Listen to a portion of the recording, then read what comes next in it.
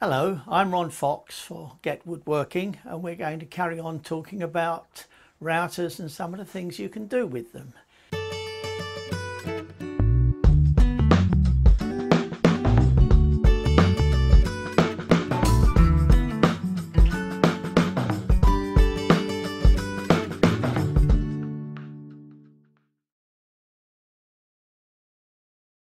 Now, I'm a great believer in making very simple work aids. Call them jigs if you like, but some of them are so simple it's hardly worth calling them a jig. People tend to be put off a bit at the thought of making jigs, as if you've got to be a pattern maker or something like that. Well, there's no doubt that if you are a pattern maker you can make some pretty good jigs, but you don't really have to have that level of skill. What you do need is a few little work aids, which I think of as almost my machine tools, which you use in turn to make other simple things, which as we go down the path lead to other things again. This is a subject that often puts people off and their eyes glaze over when you mention the dreaded word jig.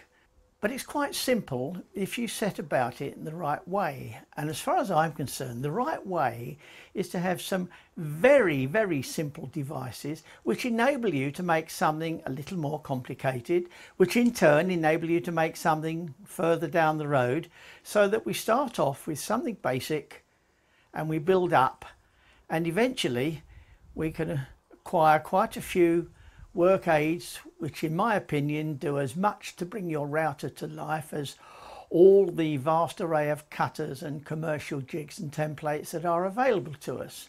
And of course they don't cost very much either. You're talking about a little bit of MDF screwed or glued to a bit of batten. So take the one I've got in my hand, for example. This is a basic hinge jig that I made to set a 3-inch butt hinge into the edge of a door. Let me take a piece of timber that's going to stand in as my door edge, take the hinge that I made the jig to set. You can see that it works, and all we do is to clamp our jig to the door edge. We take a guide bush and a straight cutter, and I mark my jig with the diameter of the guide bush and the diameter of the cutter. Never mind how we decide those, we're making the jig at the moment. And we cut the recess for the hinge. Very simple, very useful. Often the simplest things are the most useful and the ones that get used the most. So there's the jig, nothing clever about it. A clean cut for the recess, a slot and a counter slot in it so that this becomes adjustable for different thicknesses of door. Couple of bits projecting so you can clamp it to the door. That's all there is to it, and we're going to see how we make it. Something a bit more complicated, which I had in the Woodworker soon after the Alexandra Palace show, not this year but last year, is my guide bush based housing and slotting jig. But again, the cuts are all fairly straightforward. There's nothing complicated, except that they must be accurate. So what do we do to get them accurate?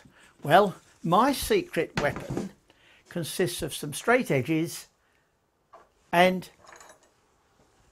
a flush trimming cutter with the bearing over the top of the cutter.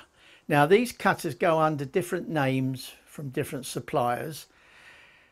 These particular ones come from Weldon cutters, where they are called template trim cutters. They all have in common the fact that they have a bearing over the cutter. The bearing is exactly flush with the blades of the cutter, and if you were to run that bearing along a straight edge, or for that matter any shaped edge, you would cut your workpiece to the exact shape and size of the template or jig that you were running the bearing against.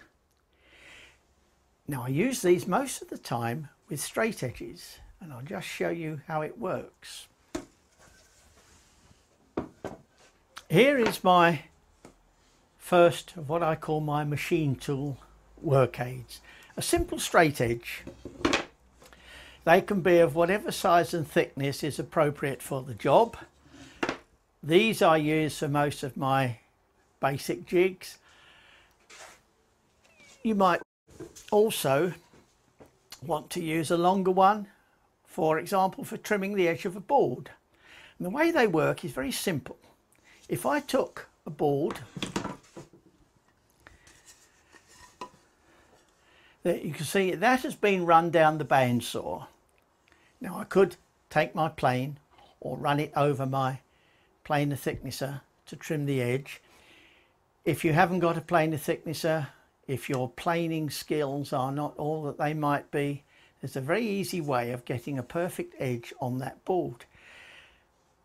A straight edge and one of these cutters. What you do is you take the straight edge with some double-sided tape, tape the straight edge to the line of the cut that you want, put your template trim cutter in your router. This one is on a 1/4 inch shank, but it could easily be a 1/2 inch shank. It's got a length that is more than adequate for the thickness of the board. With the router on the top here, you run the bearing along the edge of the straight edge, and the blades, which cut exactly flush to the bearing, will trim that board edge exactly square and exactly straight to the line of your straight edge.